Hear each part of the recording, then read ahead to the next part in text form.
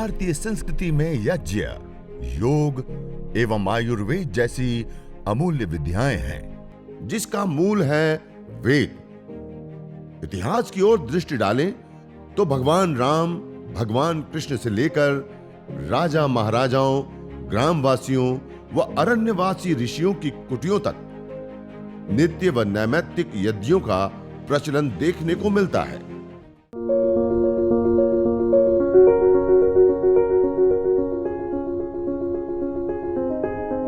मुंबई शहर में घाटकोपर स्थान पर मैं योग वर्ग चलाती हूँ कि हम पहले हवन करते हैं, यज्ञ करते हैं और उसके बाद हम क्लास शुरुआत करते हैं। तो ऐसे ही हमने यहाँ पर कैंसर जैसे जो पीड़ित हैं उन्हें हमने पूरी तरह से फ्री रखा है। तो वैसे ही सुनकर एक महिला हमारे यहाँ पे आई, तो उसे ब्रेस्ट कैंसर ऑलरेडी हुआ था। मुझे बहुत कमजोरी महसूस होती है, तो इसके लिए मैं योग वर्ग में आई हूँ यहाँ पर उसके बाद में 1 महीने के बाद में उसे वापस पीछे यानी पीठ की तरफ दर्द होने लग गया। तो दर्द होने लग गया तो हमने कहा कि आप डॉक्टर से चेकअप करा लीजिए। पर जब चेकअप कराने गई तो डॉक्टर ने उसे कहा कि जो कैंसर आपको ब्रेस्ट में हुआ था वो पीछे आपकी मेरुदंड में फैल गया है, आपकी पीठ में पूरा फैल गया है। तो अब आप तो 1 महीने के ही मेहमान हैं, धीरे धीरे आपका चलना फिरना बंद हो जाएगा, आप पूरी तरह से बेड पे आ जाएंगे। तो बहुत मायूस होके पूरा परिवार रोते रोते हमारे यहाँ आया। तो उन्होंने कहा कि ऐसे ऐसे है करके। तो हमने फिर यज्ञ करने के लिए उन्हें कहा। वहाँ पे सुबह डॉक्टर साहब उन्हें यज्ञ थेरेपी देते थे और उसके बाद में शाम के वक्त हम उनके घर में करते थे। तो 1 महीना या 15 से 20 दिन हम उसका हाथ पकड़ के जा रहे थे। तो 1 महीने के बाद उसने कहा कि मैडम अब आपको आने की जरूरत नहीं है, मैं अकेली जा सकती हूँ। तो उसके बाद इतना उसका आत्मविश्वास बढ़ा और 1 महीना तो गुजर गया। जो डॉक्टर ने कहा था कि वो बिल्कुल बेड पे आने वाली है, वो 1 महीना तो गुजर गया। 5 महीने तक वो लगातार मीरा रोड जाती रही और शाम के वक्त हम उनके यहाँ पे सेवा देते रहे। वो महिला बहुत ही अच्छी तरह से स्वस्थ है और चल फिर रही है। तो यानी देखिए डॉक्टर सबको ही यज्ञ देव ने पूरी तरह से फेल कर दिया। तो यानी यज्ञ से हम ये बड़ी बीमारी हम जो कहते हैं इसे भी कैंसिल कर दिया है, कैंसर को कैंसिल कर दिया है। सर्वरक्षक परमपिता परमात्मा को कृतज्ञता पूर्वक प्रणाम करते हुए हम पूर्व में देख रहे थे हमारी संस्कृति की विरासत यज्ञ के ज्ञान विज्ञान को, और हमारे वेद उपनिषद दर्शन से लेकर के जो हमारे ब्राह्मण ग्रंथ ऐतिह्य आदि आरण्यक आदि जो हमारे ग्रंथ है, उन ग्रंथों में यज्ञ की महिमा के ऊपर हम विचार कर रहे थे। और उसके साथ साथ आधुनिक जिस दृष्टिकोण से आज साइंस चल रही है, उस साइंस के दृष्टि में भी यज्ञ की क्या महत्ता है, अर्थात विज्ञान की कसौटी पर यज्ञ के विषय में भी हमने कुछ चर्चा की थी। और यज्ञ केवल मात्र 1-2 लाभों के लिए नहीं अपितु अनेकों लाभ प्रदान करने वाला होता है। उसके ऊपर हमने विशेष रूप से देखा था शुचि जीवो अग्नि सहस्रारंभ, पवित्र ज्वाला वाली यज्ञाग्नि हमें हजारों लाभ प्रदान करती है। जब हम यज्ञ करते हैं तो उसे सबसे पहला प्रथम लाभ हमें प्राप्त होता है, हम स्वस्थ होते हैं, हमारा आरोग्य का वर्धन होता है, हम दोनों प्रकार का आरोग्य, शारीरिक आरोग्य और मानसिक आरोग्य को प्राप्त करते हैं और आत्मिक शांति को हम प्राप्त करते हैं। दूसरा, हमने पूर्व में देखा था मुख्य रूप से जो देवगण हैं उन देवताओं की तृप्ति के लिए विशेष करके मुख्य रूप से यज्ञ किया जाता है। और देवगण अर्थात जो हमें निरंतर नित्य प्रति हमें देते हैं, पृथ्वी अग्नि वायु जल सूर्य चंद्र आदि से लेकर के जो हमें नित्य प्रति हम जिस जीवन को जी रहे हैं उस जीवन को उन्नत बनाने वाले तत्व हैं, या हमारे जीवन को विकसित करने में जिसकी भूमिका है वह सारे देवगण है। वो 2 प्रकार के जड़ और चेतन, जड़ रूप में अग्नि वायु जल आदि और चेतन रूप में गुरुजन माता पिता आदि विद्वान जन। और इन दोनों देवताओं का कल्याण या इन दोनों देवताओं को पुष्ट संतुष्ट और उन देवताओं को प्रसन्न करने का सबसे बड़ा सहज सरल कोई समाधान के रूप में हमारे शास्त्र में बताया, तो वह अग्निहोत्र यज्ञ है। और 2 लाभों के विषय में जैसे मुख्य रूप से बताया था कि यज्ञ अलग अलग प्रकार के कई नित्य, नैमित्तिक और काम्य यज्ञ है। उसमें जो नित्य यज्ञ है उसके मुख्यतया 2 लाभ मैंने बताए थे। उसमें पहला लाभ है कि हम इस धरती पर आते तो कई प्रकार के जो ऋणों से ऋणी होते जाते, उन ऋणों से उऋण होने का एक सबसे बड़ा सरलतम साधन यज्ञ है। और दूसरा नित्य यज्ञ, जैसे तांबे का लोटा होता है, उसको यदि हम प्रतिदिन मांजते तो हमेशा उज्जवल रहता है, उसके ऊपर कलमश नहीं जलता है। ऐसे ही नित्य कर्म यज्ञ आदि करने से हमारा चित्त हमेशा निर्मल रहता है, तो उससे हमारी मन की प्रसन्नता और भी कई सारे लाभ हमें प्राप्त होते हैं। अर्थात मुख्यतया यह 2 लाभ विशेष रूप से हम दैनिक जीवन में हम देख सकते हैं। तीसरा, यदि हम लाभ देखना चाहें तो उसमें छोटे छोटे और बहुत सारे लाभ हमें प्राप्त होते हैं। उसमें से एक लाभ है कि जिस पर्यावरण के अंदर हम रहते हैं उसका शोधन अत्यंत आवश्यक होता है। जैसे हम किसी कमरे में, किसी घर में रहते हैं तो उस घर की हम प्रतिदिन सफाई करते हैं। हम सब जानते हैं जब शुद्धता होती है, शुचिता होती है, तो हमें आरोग्य मिलता है, मन की प्रसन्नता मिलती है। इसलिए योग दर्शन में भी जहां पर सोच, संतोष, तप, स्वाध्याय, ईश्वर प्रणिधान, यम और नियमों का जब विधान किया, उसमें जो सोच की बात बताई है, सोचात स्वांग जुगुप्सा परे संसर्ग सत्व शुद्धि सो मनुष्य एकाग्र इंद्रिय जय आत्मदर्शन योग्यत्वानि सा। सत्व शुद्धि मानी हमारे मन की शुद्धि होती है। सोच शुचिता रखने से, चाहे वो हम जिस कपड़ा को पहन रहे हो कपड़े की शुचिता हो, शरीर की शुचिता स्नान आदि से हो, या जिस घर में हम रहते हैं वहां झाड़ू पोछा आदि लगा करके उसकी शुचिता रखने से लेकर के अलग अलग प्रकार की कई सारी शुचिताएं। ये तो बाह्य शुचिताएं एक होती हैं, एक आंतरिक शुचिताएं होती है, विचारात्मक शुचिता, कि जो हम विचारों को ले रहे हैं, जिन पुस्तकों को पढ़ रहे हैं, जिन विचारों को सुन रहे हैं, जिन बातों को सुन रहे हैं, जिन दृश्यों को देख रहे हैं, वो सारी चीजें हैं, उसमें भी शुचिता हो। तो ये जो शुचिता होती है, उन शुचिता को रखने, सोचा स्वांग जुगुप्सा परे संसर्ग सत्व शुद्धि, सत्व की शुद्धि, मन की शुद्धि, सत्व शुद्धि, सौमनस्यता, मन की प्रसन्नता, आह्लादितता, सौमनस्य, सत्व शुद्धि, सौमनस्य, एकाग्र इंद्रिय जय, एकाग्रता आ जाती है हमारी इंद्रियों में, और इंद्रिय जय हम बंधे। और इंद्रिय जय ये कोई सामान्य लाभ नहीं है, सोच अर्थात शुद्धिकरण के बहुत विशाल लाभ है, अत्यंत लाभ। आप विचार कीजिए, मन हमारा आह्लादित और प्रसन्न रहे, ये कोई छोटी बात है। आज हम जिस जीवन को जी रहे हैं उसमें मन की शांति के लिए या सुख के लिए व्यक्ति कितना कितना कर्म और क्या क्या कर गुजरता है, फिर भी उसको मन की शांति तो नहीं मिल पा रही है।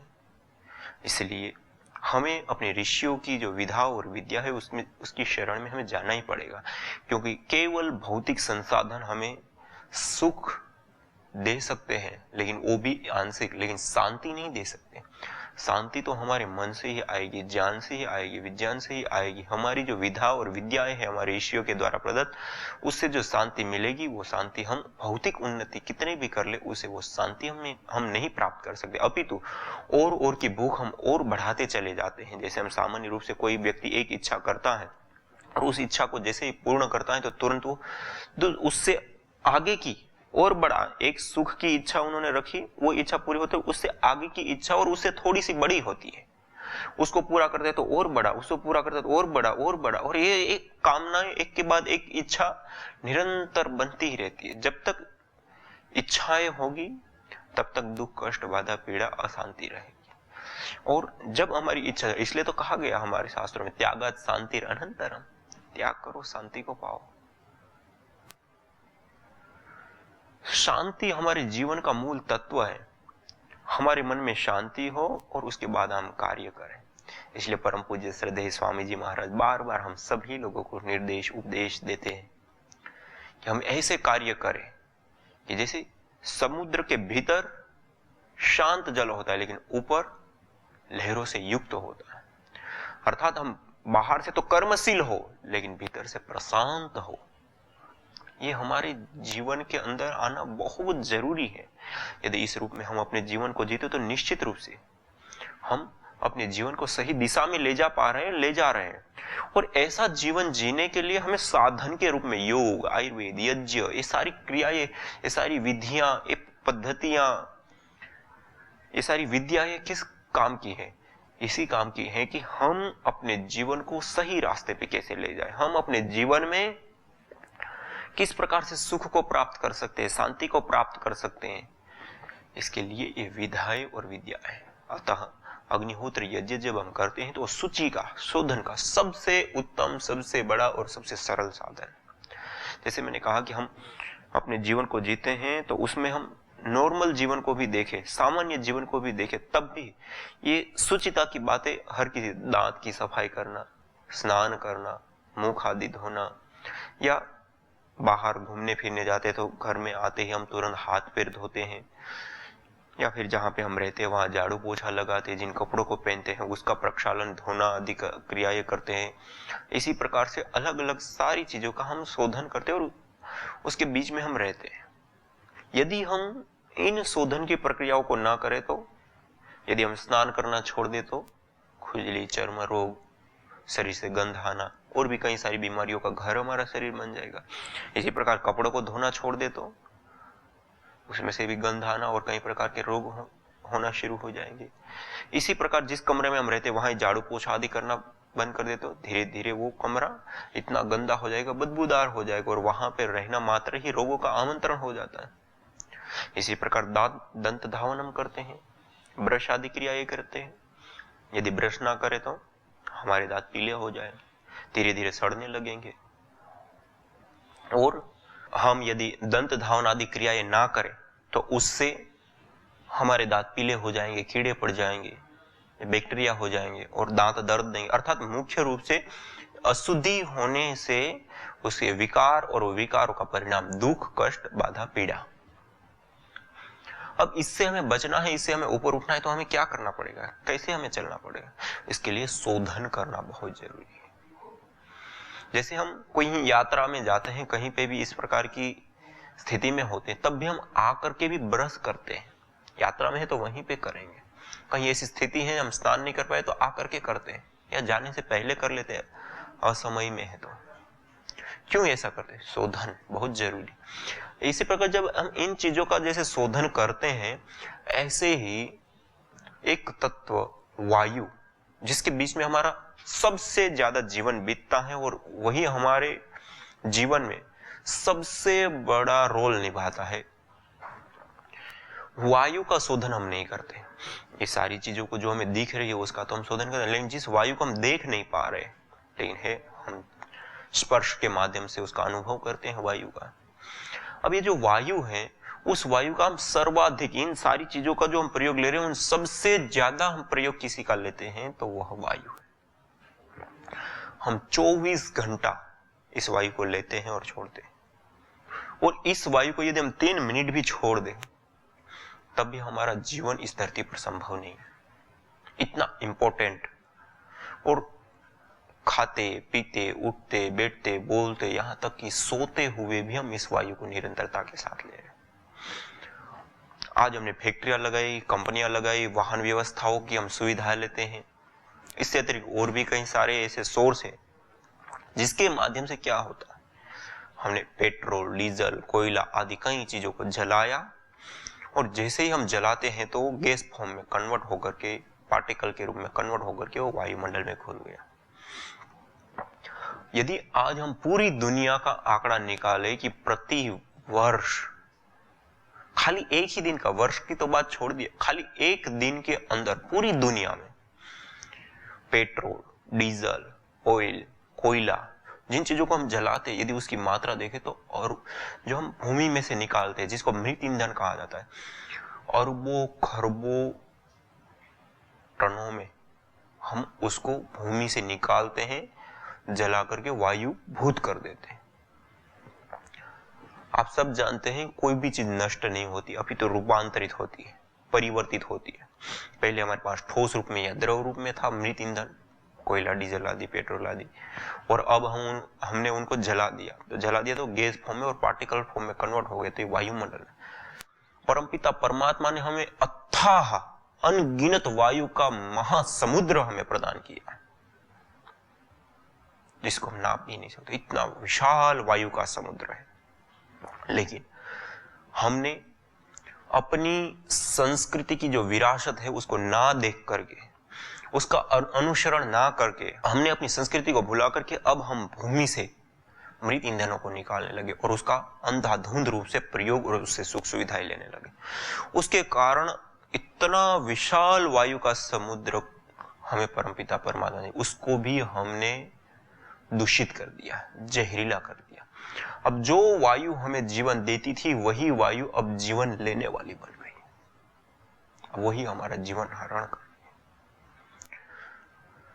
है। इस वायु के अंदर इतने सारे जहरीले तत्व या जहरीली गैसों को हमने घोल दिया कि हम कल्पना भी नहीं कर सकते। जबकि हमारी संस्कृति में आप सब लोगों ने सुना होगा एक लोकगीत सबसे ज्यादा प्रचलित, जीते भी लकड़ी मरते भी लकड़ी, देख तमाशा लकड़ी का। यह लोकगीत जो हमें बात बताता है, यदि उसको हम समझ ले और उसको अपने जीवन में धारण कर ले तो एक बहुत बड़ा काम हो सकता है, बहुत बड़ा, प्रकृति के संरक्षण में। आज पेड़ काटने को पाप माना जाता है या इससे अतिरिक्त और भी कई सारी चीजें पेड़ों को बचाने के लिए कानून बनाते हैं। लेकिन एक दूरगामी दृष्टि से यदि हम देखें तो वर्तमान में जिस जीवन को हम जी रहे हैं उसमें हमें परिवर्तन लाने की बहुत बड़ी अपेक्षा है। सामान्य रूप से व्यक्ति पेड़ को तब लगाता है जब उनको उसमें कुछ दिखाई देता है। जैसे हम एग्रो प्रोडक्ट को सारी प्रोडक्ट देख सकते हैं, कपास हो, गन्ना हो, या ऐसी हजार चावल आदि से लेकर के हजार चीजें एग्रो प्रोडक्ट है। वो क्यों किसान बोता है? क्योंकि उसमें उनको लाभ दिखाई दे रहा है। इसी प्रकार से पूर्व काल में जीते भी लकड़ी मरते भी लकड़ी, देख तमाशा लकड़ी का जो लोकगीत की मैंने बात बताई, और हम अपने इतिहास में जाए, हम अपने पूर्व काल में जाए तो हमारे घर के अंदर हमारी मकान की छत से लेकर के, दीवारों से लेकर के, दरवाजों से लेकर के, खिड़कियों से लेकर के, बर्तनों से लेकर के, खाट पलंग कुर्सी से लेकर के सभी चीजें 99% लकड़ी से बनाई जाती थी। लोहा, स्टील आदि का प्रयोग नहीं किया जाता था। यहां तक कि जब हम अपना भोजन पका रहे हैं उस भोजन में भी उस लकड़ी का ही प्रयोग करते थे, ना कि भूमि में से खोद करके निकाला हुआ मृत ईंधन का। आखिर इसके पीछे क्या रहस्य, यदि हम इसके पीछे हम देखें तो हमें दृष्टिगोचर होता है कि जो एक प्राकृतिक सर्कल है, कार्बन सर्कल जिसको बोलते हैं, उस सर्कल को हम सही रखने के लिए यह जीवन पद्धति बहुत आवश्यक है। और उस जीवन पद्धति से यदि हम हटते हैं तो कार्बन सर्कल बाधित हो जाता है। इस कारण से क्या होता है, आज हमने पेड़ काटना के लिए कानून बना दिया, आज हम पेड़ नहीं काटते हैं। पेड़ को हमने आज एग्रो प्रोडक्ट नहीं रखा तो अब उसकी खेती होना बंद हो गया। होता क्या है, उसके कारण से पेड़ हम बोते नहीं हैं और हम नीचे भूमि में से जिस ईंधन की हमें आवश्यकता है उसको भूमि में से हमने निकाला और पेट्रोल डीजल कोयला के रूप में ईंधन का प्रयोग किया। अब चीजों को बनाने के लिए हमें लकड़ी की आवश्यकता थी, टेबल कुर्सी आदि बनाने के लिए, उसकी जगह पे हमने भूमि से निकाला स्टील, लोहा आदि धातुएं और उसकी वस्तुएं बना दी। हम 1 टन यदि स्टील का प्रयोग करते तो 750 किलो कार्बन हम रिलीज करके इस वायुमंडल में छोड़ देते हैं, अर्थात वायुमंडल को हम प्रदूषित करते हैं। 750 किलो कार्बन छोड़ते हैं 1 टन का यदि हम प्रयोग लेते हैं। और यदि हम 1 घन मीटर लकड़ी का प्रयोग यदि कुर्सी टेबल आदि बनाने में यदि हम लेते हैं तो उससे 350 किलो कार्बन इसके अंदर समा जाता है। अर्थात वायुमंडल के अंदर जो कार्बन है वह कार्बन को पेड़ अवशोषित करता है और उसको लकड़ी फॉर्म में ठोस रूपों में हमें प्रदान करता है। 1 घन मीटर लकड़ी का जब हम प्रयोग लेते हैं तो उसे 350 किलो कार्बन इसमें समा जाता है, अर्थात 14 लाख घन मीटर वायु शुद्ध हो जाती है।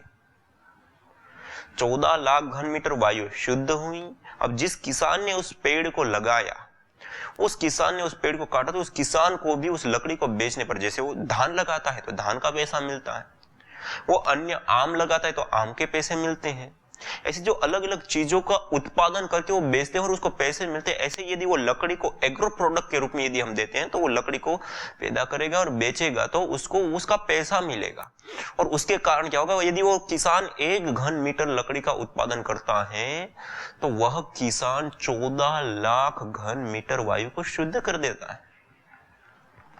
और उस लकड़ी के कारण जो बने हुए कुर्सी टेबल आदि या अन्य जगहों पे फर्नीचर आदि में जब लकड़ी का प्रयोग होता है तो उसके कारण से जो इस जगह पर स्टील का, लोहे का या अन्य धातुओं का प्रयोग होता है, जिसका मैंने कहा कि 1 टन का यदि हम प्रयोग करते हैं तो 750 किलो कार्बन को हम रिलीज कर देते हैं और वायु बहुत बड़ी मात्रा में दूषित कर देते हैं, भूमि को हम खोखला बनाते हैं और प्राकृतिक संसाधनों का हम दोहन करते हैं। वो प्राकृतिक संसाधन का दोहन रुक गया। वो रिलीज होने से पहले ही 750 किलो कार्बन रुक गई और जो रिलीज हुई है उस कार्बन को हमने कैद करके 350 किलो के रूप में हमने इसमें कैद कर लिया और वायु को शुद्ध कर दिया। अर्थात कार्बन फुटप्रिंट भी संतुलित हुई, किसान को भी पैसा मिला, हमारी सुख सुविधाएं भी बढ़ी। और ये चीज जब नष्ट होगी तो ये वापस मिट्टी में मिल जाती है, ये किसी भी प्रकार का पोल्यूशन नहीं फैलाती है। जबकि अब लोहा, स्टील आदि का जब हम प्रयोग लेते हैं तो वो हम फेंकते हैं तो वो जल्दी से सड़ती नहीं, लंबे समय तक टिकती है। और भी उसमें कई सारे प्रकार के अलग अलग इफेक्ट्स होते हैं। अर्थात जो एक वैदिक जीवन शैली, एक सही जीवन शैली है, वह जीवन शैली है हमारी सांस्कृतिक। इसलिए कहा जाता है जैसे पेड़ अपनी जड़ को छोड़ देता है तो समूल नष्ट हो जाता, ऐसे ही समाज की जड़ होती है संस्कृति। और समाज जब अपनी संस्कृति रूपी जड़ को छोड़ देता है तो समूल नष्ट हो जाता है, सूख जाता है, दुख को प्राप्त करता है। आज हमने वही किया। आज हमने पेड़ पौधे आदि को सबको कानून बना करके रोक दिया। अब उसको एग्रो प्रोडक्ट नहीं रखा, उसके कारण क्या हो गया, पेड़ बोना बंद हो गया। आज भारतवर्ष 90% से अधिक लकड़ी बाहर से आयात करता है, अर्थात विदेश में धन देता है लकड़ी लाने के लिए कि हम पेड़ नहीं काटेंगे। ये बुद्धिमत्ता की बात नहीं, बुद्धिमत्ता की बात है कि हम इसको एग्रो प्रोडक्ट दे। जैसे हम धान का उत्पादन करते हैं, जैसे हम कपास का उत्पादन करते हैं, जैसे हम अन्य कई सारी एग्रो प्रोडक्ट चीजों का उत्पादन करते हैं, ऐसे किसान लकड़ी का भी उत्पादन करें। एक पॉपुलर नाम का पेड़ हजारों वर्ष और 30-40 वर्ष पूर्व ऑस्ट्रेलिया की एक कंपनी लेकर के हरियाणा सरकार के साथ करार करके एग्रो प्रोडक्ट के रूप में दिया और कर रही थी। वो एक कंपनी आज सैकड़ों कंपनियों में कन्वर्ट हो गई और हरियाणा से लेकर के उत्तर प्रदेश और आज उत्तराखंड तक वह पॉपुलर के पेड़ किसानों की खेत की मेड़ के ऊपर और खेतों में देखने को मिलता है। और हजारों करोड़ के प्रतिदिन पेड़ काटे जाते हैं, मेट्रिक टनों में लकड़ी का उत्पादन किया जाता है। उसके कारण विदेशों से भी धन नहीं लाना पड़ता है, किसान को भी उसका धन प्राप्त हो रहा है, सरकार को भी धन मिल रहा है, कई लोगों को रोजगार मिल रहा है। और इस जगहों पर उस समय पर एकड़ जितने पेड़ थे उसकी अपेक्षा पर एकड़ कई गुना पेड़ बढ़ गए, कार्बन फुटप्रिंट कम हो रही है, वायुमंडल शुद्ध हो रहा है। और जो फर्नीचर आदि हम भारतवर्ष में यूज करते हैं उसमें उसका प्रयोग हो रहा है, तो विदेश में धन जाना बंद हो गया। और भी कई सारे लाभ इसके। अतः हमें अपनी संस्कृति की ओर लौटना पड़ेगा। जैसे पेड़ लगाने की मैंने बात की, ऐसे ही यज्ञ भी एक इस वायुमंडल को शुद्ध करने का, पवित्र करने का एक सबसे बड़ा उत्तम साधन है। अतः आइए हम यज्ञ को अपनाएं और अपने जीवन में और इस जगत में सुख शांति का सवेरा लाए। आज इतना ही, इसी के साथ ओम।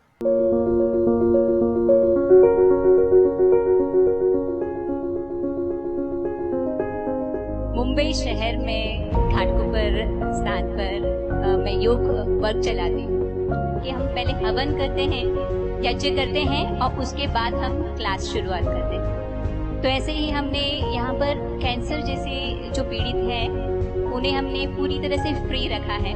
तो वैसे ही सुनकर एक महिला हमारे यहाँ पे आई, तो उसे ब्रेस्ट कैंसर ऑलरेडी हुआ था।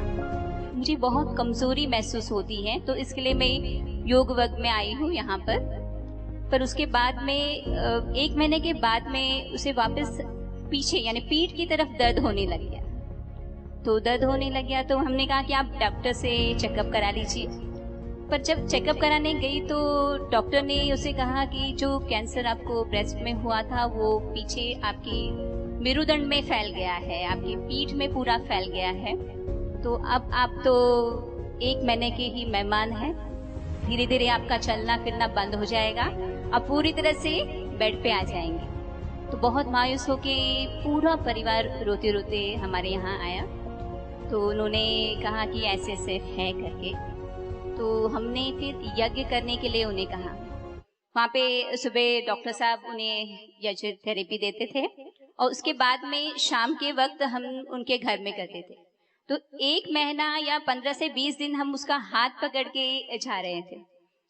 तो 1 महीने के बाद उसने कहा कि मैडम अब आपको आने की जरूरत नहीं है, मैं अकेली जा सकती हूँ। तो उसके बाद इतना उसका आत्मविश्वास बढ़ा और 1 महीना तो गुजर गया। जो डॉक्टर ने कहा था कि वो बिल्कुल बेड पे आने वाली है, वो 1 महीना तो गुजर गया।